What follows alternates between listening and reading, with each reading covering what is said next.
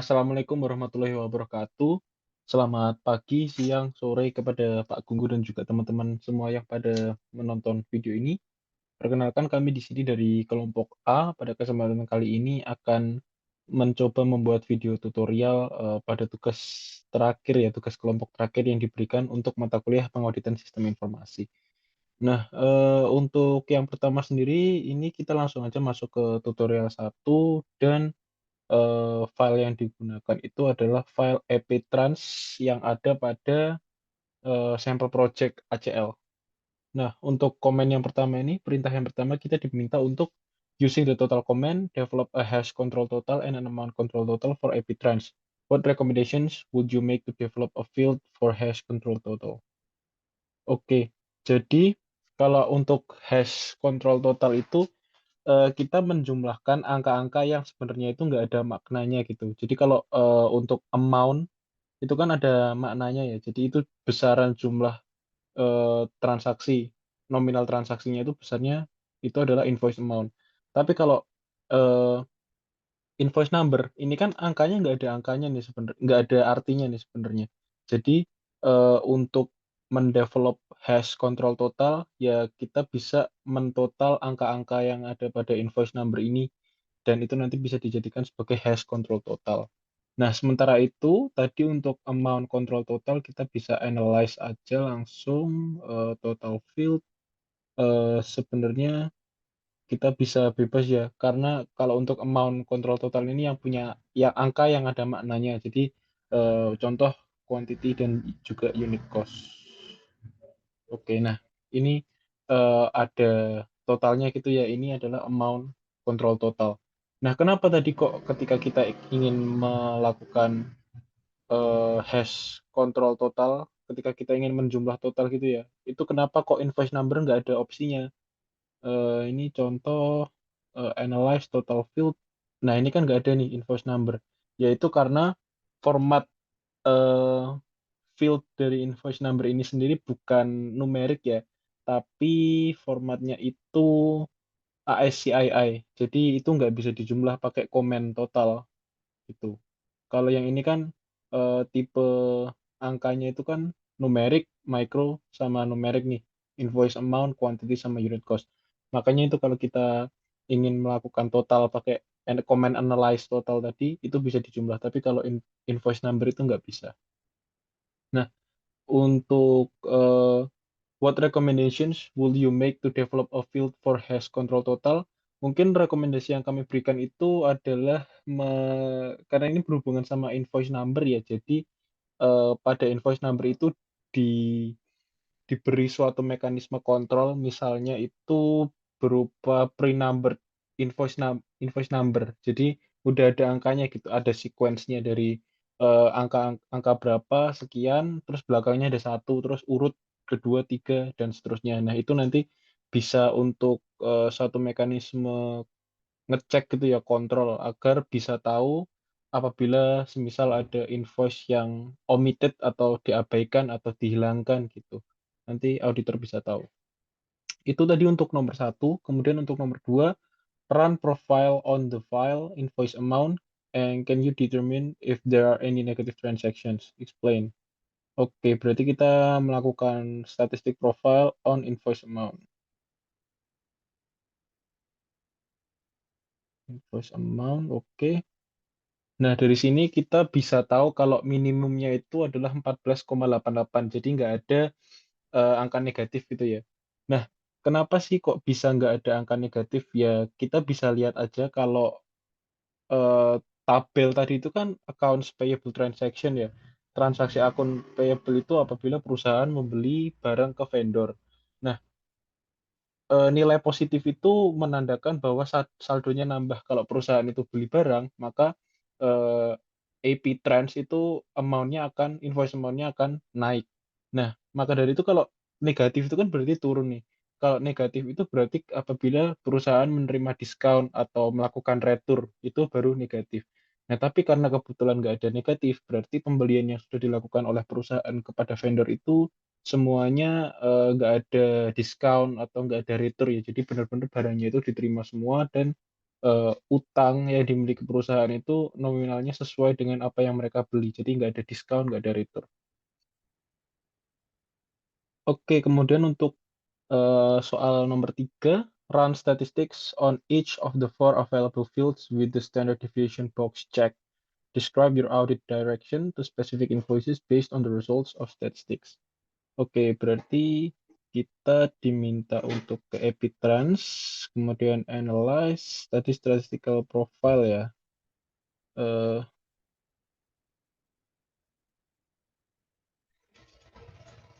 Oke, sorry. Statistics bukan profile. Ini statistiknya centang semua aja. Oke, standard deviation box-nya dicek.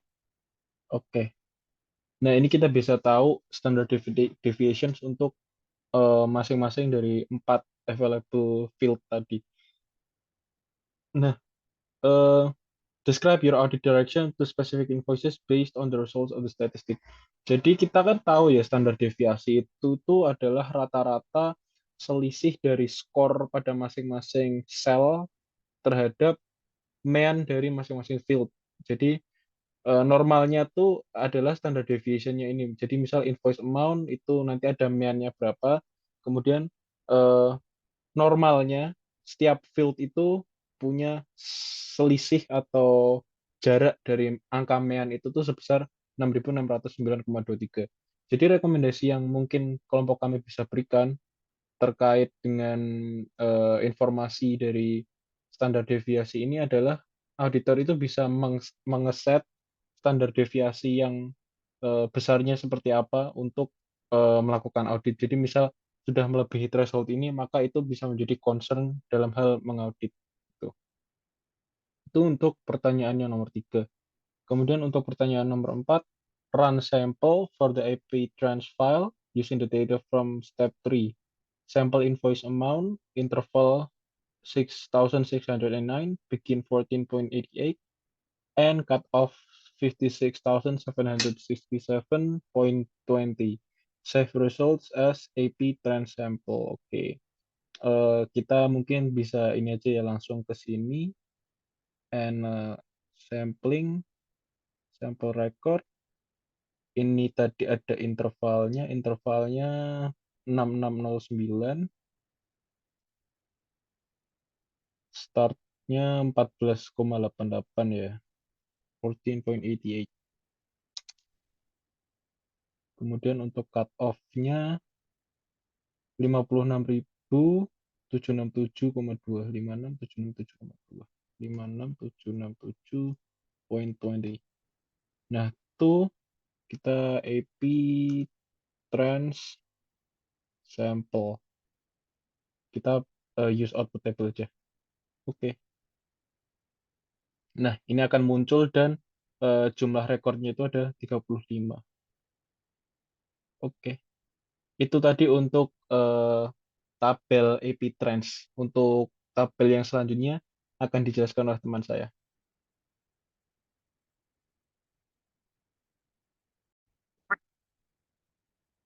Baik Pak, berikutnya saya akan melanjutkan mengenai tutorial pertama terkait dengan account receivable. Jadi yang pertama mau dilakuin itu adalah melakukan sequence, tapi kita udah harus filter terlebih dahulu kalau misalnya yang kita perintah terhadap sequence ini tuh dilakukan pada ref number yang termasuk pada tipe transaksi invoice yang kodenya tuh in gitu. Nah, jadi yang pertama kita langsung aja ke filternya. Jadi di sini kita bisa langsung ini terus sama dengan tanda petik in. Nah, ini langsung di okein aja.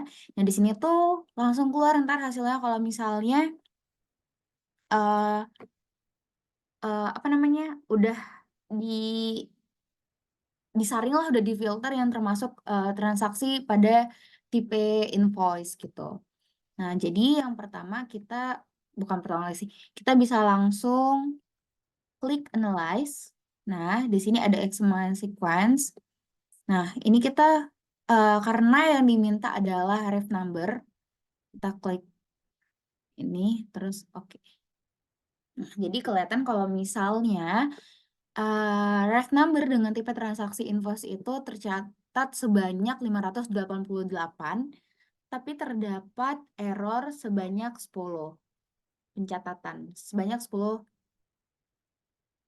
ref number. Oke, berarti ini 1, 2, 3, 4, 5, 6, 7, 8, 9, 10. Nah, di sini. Nah, kalau dilihat ini tuh semuanya dengan ref number yang awalnya tuh 213 semua ya. 213 semua. Tuh. Terus selanjutnya kita diminta untuk melakukan sequence pada file yang sama, tapi kali ini untuk mengecek duplicates dan gaps. Nah, ini juga sama untuk filter invoice. Oke, jadi ini masih tetap sama, filenya tetap yang ini dan sudah difilter juga. Tapi kali ini kita mau lihat, pertama kita mungkin lihat duplicatesnya dulu pada ref number. Atau kalau mau cepat ini bisa langsung gini kok. Ini, maaf, ini diklik, terus analyze, look for duplicate. Screen aja. Screen, oke. Nah, di sini tidak terdeteksi sama sekali adanya duplicate untuk ref number-nya. Terus untuk yang gap-nya, nah di sini nih ada gap untuk ref number-nya ya. Misal di sini ada awalnya tuh 206.300, terus habis itu tiba-tiba 207.137. Jadi untuk invoice sendiri berarti ada nomor yang hilang gitu ya. Jadi sebanyak 836 item. Soalnya kalau misalnya kita buat sebuah invoice, misalnya kita kasih referensi number-nya biasanya kan misalnya 206.300. Nah, itu kan biasanya langsung dilanjut tuh 206.301 gitu. Nah, terus ini antara 206 sampai 300 206.300 sampai 207.137 itu tuh berarti ada 836 item yang tidak terdeteksi. Begitu juga yang antara 207.137 sampai yang 211.206. Nah, itu ada missing item sebanyak 4.068. Nah, ini kan banyak sekali ya. Tapi melihat tadi datanya itu tuh tadi digabung tipenya itu apakah invoice, apakah tadi yang TR, lihat nih di sini. Coba ini kita hapus. Nah, ini masih ada yang CN, ada yang TR gitu, ada yang PM gitu.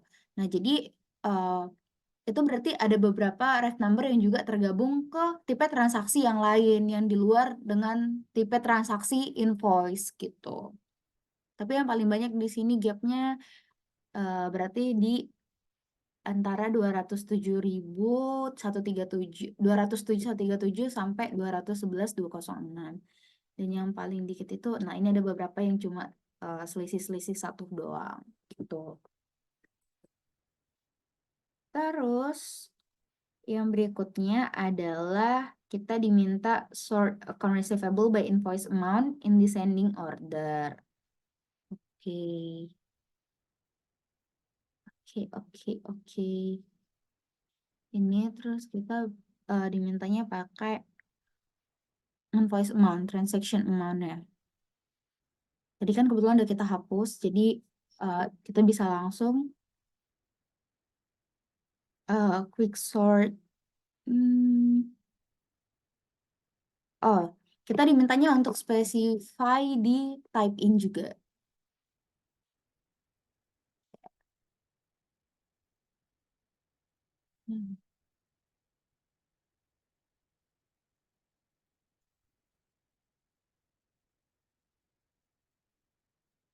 Oke, di sini kita diminta untuk mengurutkan dari descending.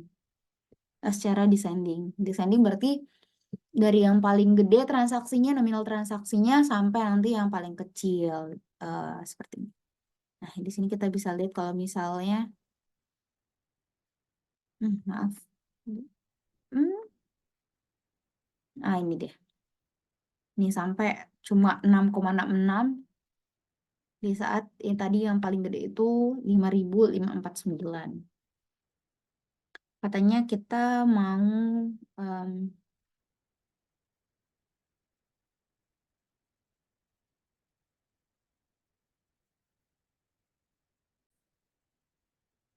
baik Pak, tapi ternyata kita diminta buat disuruh bikin output filenya ya. Jadi nggak cuma sekedar screen gini doang. Jadi ini bisa kita dapatin dari data, terus ini sort records. Habis itu, nah ini kita bisa langsung ini terus kita klik di sini nama barunya mungkin jadi AR_ sort amount. Ini klik OK. Nah, terus nanti di sini udah kelihatan. Maaf, tadi masih descending ya? Tadi masih ascending ya? Maaf, maaf, maaf.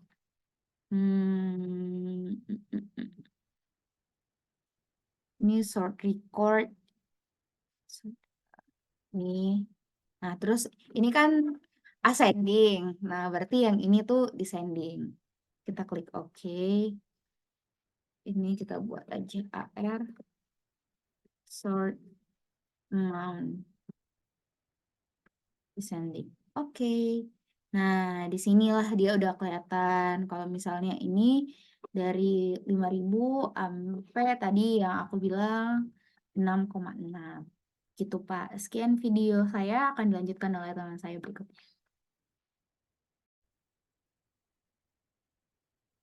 Baik, untuk selanjutnya kita akan beralih ke tutorial 2. Untuk yang nomor 1, kita disuruh menggunakan file Payroll, kemudian run duplicates option from the analyze menu bar option. Make sure to check gaps, pre-sort, and duplicates in the dialog box. Click on employee number as the column to verify sequence. Go to the output tab and set output to screen. Click OK. Nah, untuk soal yang A itu kita disuruh untuk menjelaskan hasil analisis yang kita peroleh. Kita yang pertama cek dulu, kita ke menu payroll, lalu kita analyze. Untuk yang pertama kita bisa melihat gaps, kemudian klik pre-sort. Untuk outputnya kita klik screen, lalu kita klik OK. Untuk gaps kita pilih employee number dulu, lalu kita klik OK. Dan di sini terlihat ada 40 gaps. Kemudian yang satunya tuh duplicate. Kita pilih employee number, pre-sort, output screen, OK. Nah, ini ada satu duplicate. Nah, dari tampilan ini kita memperoleh bahwa dalam menjalankan opsi duplicates pada menu analyze dan gaps, pre-sort, dan duplicates tadi, ini menunjukkan bahwa adanya ketidakteraturan dalam urutan nomor pegawai.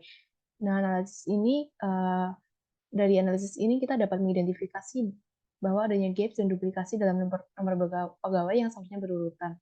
Kemudian hasil ini tuh bisa berarti bahwa sistem penomoran pegawai itu tidak dikelola dengan baik sehingga menyebabkan ketidakakuratan dalam data pengolahan pegawai. Nah, untuk persyarat nomor 2 itu ditanyakan berapa banyak duplicate yang bisa saya temukan, kemudian berapa banyak gaps-nya. Nah, untuk duplicates ini sendiri bisa dilihat di layar bahwa terdapat satu duplicates yang terdeteksi, di mana dengan record number 32 dengan nomor pegawai 000320. Nah, duplicates ini bisa menandakan bahwa adanya nomor pegawai yang terdaftar lebih dari satu kali atau terduplikasi. Kemudian untuk gaps sendiri kita lihat, kita pilih employee number, lalu klik OK. Nah, di sini terlihat bahwa ada 40 gaps. Ada 40 gap range detected, di mana ada 200.288 yang missing. Nah, itu menandakan bahwa ada nomor pegawai yang hilang atau tidak terdaftar dalam urutan yang ada di file ini. Kemudian untuk persyaratan yang nomor 3, ditanyakan bahwa apakah gaps ini sah, artinya apakah mereka tidak dengan sendirinya menunjukkan kesalahan atau fraud. Nah, tadi kan di duplikasi terlihat bahwa ada salah satu karyawan dengan nomor pegawai 000320 tuh menerima pembayaran gaji 2 kali yang terbukti ada dua nomor cek yang berbeda gitu. Nah, ini bisa kita cek lagi di sini. Nah, di sini terlihat ada dua nomor cek. Nah, ini tuh bisa merupakan adanya bisa terjadi adanya indikasi adanya tindakan kecurangan karena menggandakan pembayaran gaji. Namun adanya gaps itu tuh tidak selalu menunjukkan kesalahan atau fraud karena bisa jadi ada alasan lain yang jelas. Misalnya ada karyawan yang telah berhenti bekerja dan nomor pegawai mereka itu tidak terupdate. Nah, kemudian untuk yang persyaratan 4 tuh kita disuruh menjelaskan dan dari hasil tesnya. Nah, untuk hasil duplikasi dan gaps ini tadi itu kita bisa ada alternatif yang bisa kita lakukan yaitu dengan meminta karyawan dengan nomor 000320 ini untuk mengembalikan salah satu cek yang diterima secara tidak sah atau kita bisa menghubungi bank untuk membatalkan salah satu cek tersebut jika memungkinkan. Nah, selain itu juga perlu dilakukan penyesuaian pada entry yang terpengaruh untuk memastikan bahwa data pembayaran gaji karyawan telah sesuai dengan tidak ada pembayaran yang ganda. Kemudian untuk soal nomor 2, rerun duplicates common but this time unchecked gaps. Nah, kita diminta untuk kembali ke duplicate ini tadi. Lalu untuk pertanyaan itu apa pendapat saya terhadap hasil ini sebagai seorang auditor. Nah, menurut saya itu hasil ini tanpa pemeriksaan gaps itu tetap penting, akan tetapi itu menurut saya kurang komprehensif tuh. Nah, mengapa itu karena jika saya tidak melakukan checking gaps itu bisa jadi ada beberapa kesalahan atau fraud yang terlewat. Misalnya pembayaran ganda atau munculnya pegawai fiktif atau ghost employees. Nah, sistem ini tuh harus dipantau terus-menerus untuk memastikan bahwa terdapat integritas dan akurasi data dalam pengelolaan pegawai. Kemudian untuk untuk pertanyaan selanjutnya itu apa yang akan saya lakukan terhadap hasil ini? Nah, dari hasil yang saya peroleh ini tuh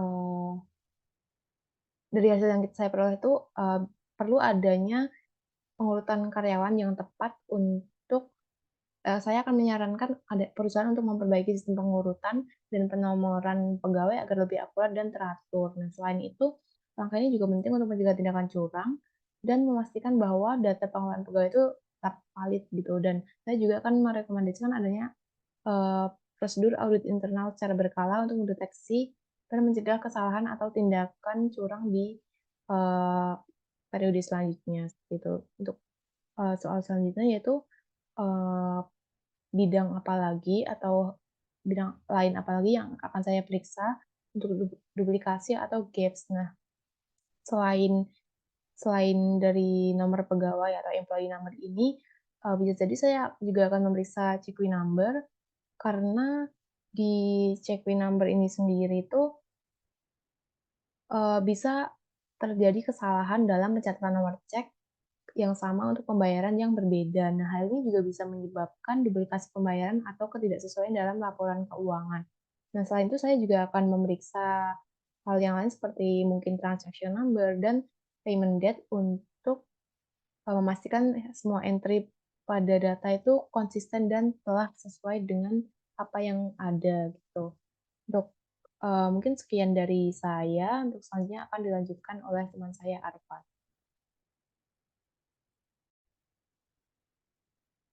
Oke, mungkin kita di sini mengerjakan tutorial 2 nomor 3, di mana kita itu disuruh duplicate. Mungkin kita analyze dulu. Kita mau duplicate, kita analyze, kita look for duplicate, di mana untuk ini kita bisa milih dari employee number, terus list field-nya kita pilih check number, employee number, gross pay, net pay, pay date, sama taxable amount. Kita oke, dan kita mau outputnya itu screen. Oke, data oke. Nah, di sini bisa dilihat bahwa ada satu duplikat yang terdeteksi, di mana itu untuk employee number 000320 dan dari check number itu berbeda. Tapi untuk gross pay, net pay, sama pay date dan taxable amount itu sama. Jadi cuma ada sama tapi dengan check number yang berbeda. Oke, mungkin nextnya kita bisa kita analyze lagi, kita balik ke payroll. Di sini kita analyze lagi, terus kita mau melihat dari look for gap-nya. Di sini kita milih dari employee number-nya, output-nya kita di screen. Oke, udah kita oke. Oke, mungkin analyze, kita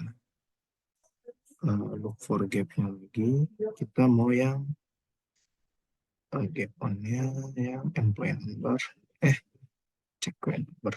Oke. Ya, nah, di sini kita pin dulu karena mau kita bandingin sama analyze sama examine sequence. Sequence kita pilih yang check number. Nah, oke. Jadi bisa dilihat nih kalau dari gaps-nya itu di check number itu ada satu gap dan 4 yang missing. Jadi untuk gap start-nya itu ada 12,388, untuk gaps N-nya itu ada 12,393. Jadi antara gap dari 12,388 sampai 12,393 itu ada 4 number yang missing, dan ini mungkin memerlukan penyelidikan. Sedangkan untuk sekuennya itu nggak ada sekuen terdeteksi. Oke. Oke, mungkin selanjutnya kita masuk ke yang tutorial nomor 4. Jadi di sini kita itu disuruh untuk memberikan komen gitu atas duplikat ataupun data-data yang berpotensi terjadinya fraud gitu. Nah, kita di sini tinggal kita tambah komen. Nah, di sini kita tulis aja langsung.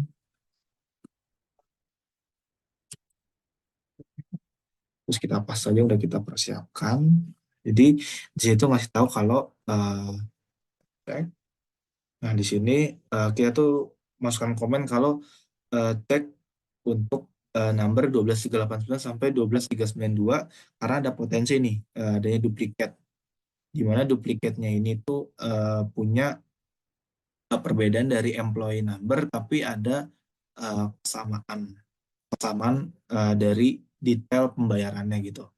Jadi ini tuh bisa aja ada indikasi bahwa ini tuh termasuk fraud dari activity, atau ini tuh bisa aja termasuk error yang memerlukan investigasi selanjutnya.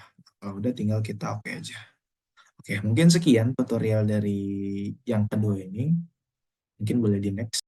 Oke, di sini kita akan masuk ke soal tutorial nomor 3, nomor 1. Pertama, di sini kita diminta untuk melakukan analisis terhadap data update trans ini, accounts payable trans ini dengan menggunakan metode classify.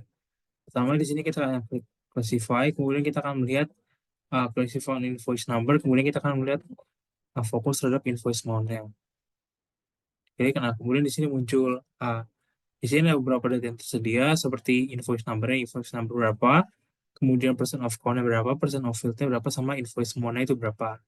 Jadi data ini akan dapat digunakan oleh auditor untuk melakukan fokus analisis mereka terhadap beberapa invoice yang menurut mereka cukup mencurigakan. Contohnya misalkan invoice nomor 588.782 ini angkanya merupakan 15.000, sedangkan ini merupakan angka paling besar, atau ini juga terdapat angka 20.000 begitu. Jadi ini bisa digunakan oleh auditor untuk menentukan kira-kira mereka akan berfokus ke area mana.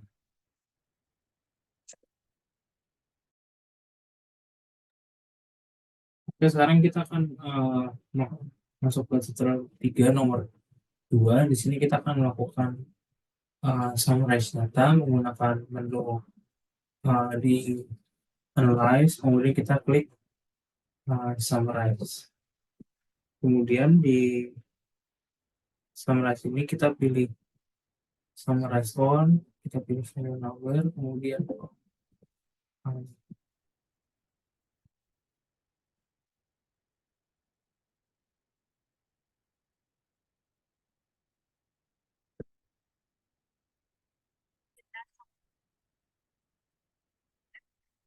value number, type all, kita klik OK. Nah, kita pilih table.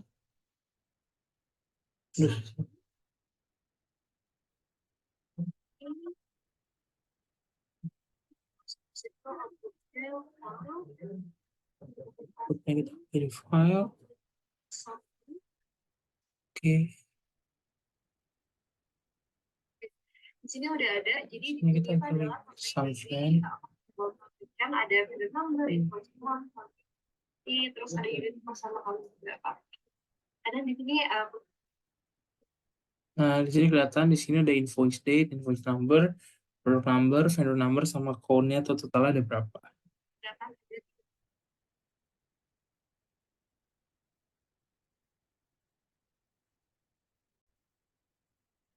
Kemudian data Sunshine ini sebenarnya bisa digunakan auditor bagi mereka untuk menentukan apakah sebenarnya terdapat kejanggalan dalam transaksi perusahaan secara keseluruhan. Kalau kita menggunakan data yang account payable transaksi yang biasa itu kan lumayan ribet ya, dan maksudnya banyak data scrap yang cukup sulit untuk digunakan. Tapi ketika menggunakan Sunshine ini akan jauh lebih mudah bagi para auditor untuk melihat dan menentukan bagaimana arah proses audit mereka nanti akan berjalan. Jadi kita akan lanjut ke pertanyaan yang kedua.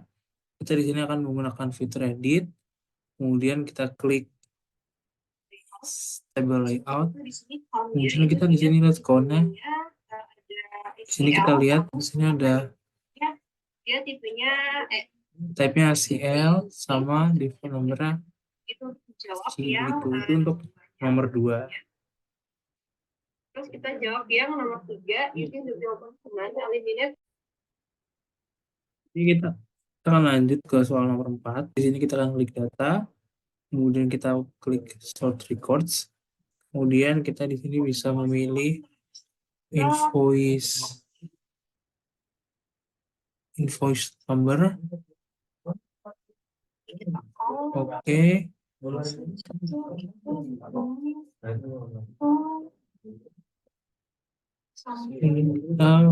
pilih, kita tulis sampling.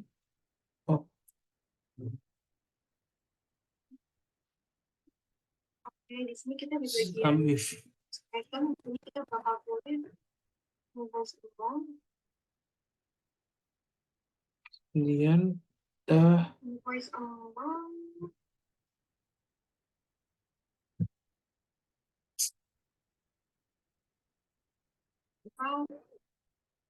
invoice number, di sini ada kita buat lebih dari 2000, verify. yang di atas dari dan kita next ke bakal kita bakal export dari shopping file as an export 2000. Oke, pertama kita bakal ke data, habis itu kita bakal Di sini selanjutnya nomor 4 kita akan data, kemudian kita export data to other application, kemudian kita export files di sini, kemudian kita klik vendor number, invoice amount, dan kita count juga. Ya, kita akan masukin semuanya saja. Ini contable short, terus Ini kita akan klik OK. kita klik OK. Kita klik ini. Oke. Klik OK. Export Namanya kita akan export as Excel.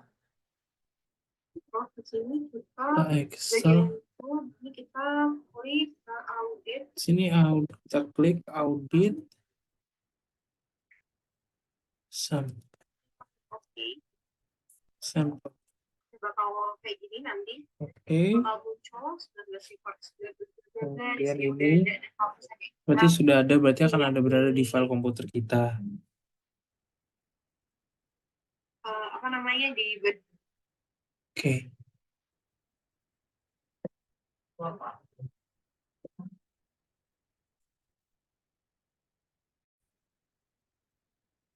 Oke, masuk ke tutorial yang ketiga untuk nomor 3, yang mana ini berkaitan dengan AP-Trans dengan stratifying data. Namun sebelum kita melakukan stratifying data, kita diminta untuk memperoleh atau mendapatkan batas maksimum dan juga batas minimum dengan menggunakan profile comment. Nah, untuk opsi yang A, yaitu jalankan profile comment, pada invoice amount sebagai persiapan untuk menjalankan stratify comment. Nah, kita langsung saja masuk ke analyze, kemudian kita ke statistical, lalu ke profile. Nah, kita pilih ke invoice amount. Oke. Akan muncul untuk batas minimum dan juga batas maksimum dengan batas minimum 14,88 dan juga batas maksimumnya 56.767,20. Lalu untuk opsi yang ke B yaitu jalankan stratify comment pada invoice amount lalu akumulasikan pada quantity dan juga unit cost. Nah, kita masuk ke trans. Kita klik terlebih dahulu sing. Nah, masuk ke analyze, lalu ke stratify, kemudian kita stratify ke invoice amount. Nah, ini akan terisi otomatis dengan profile yang sudah kita jalankan sebelumnya. Kemudian klik OK. Nah, ini adalah hasil dari stratify yang kita lakukan, kemudian kita pin. Lalu untuk poin yang akumulasi pada quantity dan juga unit cost, kita bisa menggunakan dengan analyze, kemudian total field, lalu kita pilih pada total field, quantity, dan juga unit cost. Kita klik OK. Nah, ini adalah total akumulasi untuk kuantiti sebesar 37.107, lalu untuk unit cost-nya 1.522,29. Oke, lalu untuk opsi yang ke C, yaitu kita diminta untuk menjalankan kembali stratify, tetapi dengan menghilangkan outlier. Nah, terdapat hint pada poin ini, yaitu dengan menjalankan statistik terlebih dahulu untuk menemukan nilai faktor tertinggi. Oke, kita masuk ke arbitrage, kemudian kita ke analyze, lalu ke statistical, statistik, untuk menemukan nilai faktor tertinggi kedua. Nah, ini adalah nilai faktor tertinggi kedua, yaitu 20.386,90. Nah, kita kemudian akan melakukan stratify kembali dengan batas maksimum invoice amount yang kedua, yaitu invoice amount yang baru, yaitu 20.386,19. Nah, kita masuk ke AP-Trans, kemudian analyze, stratify. Nah, kita ganti batas maksimum dengan 20.386,19.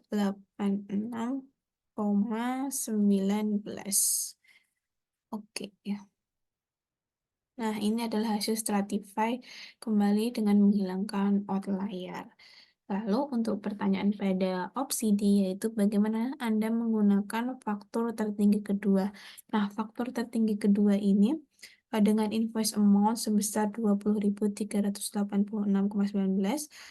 dijadikan sebagai batas maksimum yang baru, menggantikan invoice amount tertinggi dengan jumlah atau dengan amount 56.767,20. Hal ini didasarkan pada alasan invoice amount tertinggi yang pertama merupakan atau dianggap sebagai outlier.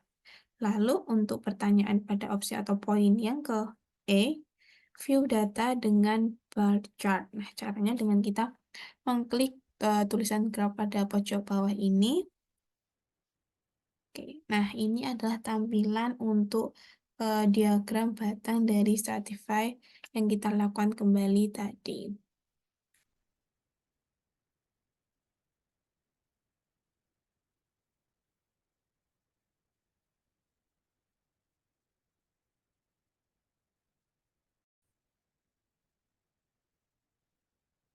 Oke, masuk ke tutorial ketiga yang nomor 4. Nah, untuk nomor 4 sendiri yaitu terkait inventory dengan stratifying data. Nah, untuk opsi yang ke A yaitu jalankan profile comment terhadap all of the amount fields sebagai persiapan stratify comment. Nah, pertama kita bisa klik analyze, kemudian ke statistical, lalu ke profile. Kita pilih profile field-nya, add all, lalu klik OK. Nah, ini muncul nilai minimum dan maksimum untuk masing-masing field 9. Lalu kita beralih ke poin yang kedua atau yang ke B, yaitu jalankan stratify comment pada value lalu akumulasikan value. Kita langsung masuk ke analyze, kemudian ke stratify. Nah, kita stratify nya ke value. Kita klik OK. Nah, untuk nilai minimum dan maksimum ini otomatis akan terisi karena dari perintah profile comment sebelumnya yang sudah kita lakukan. Lalu kita klik OK. Nah, ini hasil dari stratify yang kita lakukan dengan 10 interval. Kita pin. Lalu untuk mengakumulasi value-nya, kita bisa pilih ke analyze, kemudian total field, kita pilih pada value. Oke. Nah, ini adalah total value yang muncul, yaitu 680.479,94. Nah, oke, masuk ke poin yang C, yaitu angka mana sih yang menarik bagi auditor. Nah, dengan stratify comment yang sudah kita jalankan tadi, auditor dapat mendeteksi tren yang tidak wajar atau saldo abnormal pada inventory, yaitu dalam rentang 89.703,24 sampai dengan 100.800 rupiah, di mana ini hanya terdapat satu count saja, sementara inventory yang lainnya berada pada rentang kurang dari 46.000, yaitu pada satu count 45.316,19. Nah, jumlah value dengan 89.000 hingga 100.000 ini patut dicurigai oleh auditor karena apakah inventory tersebut benar-benar ada atau hanya fiktif belaka. Sekian dari kelompok A, kurang lebihnya mohon maaf. Terima kasih.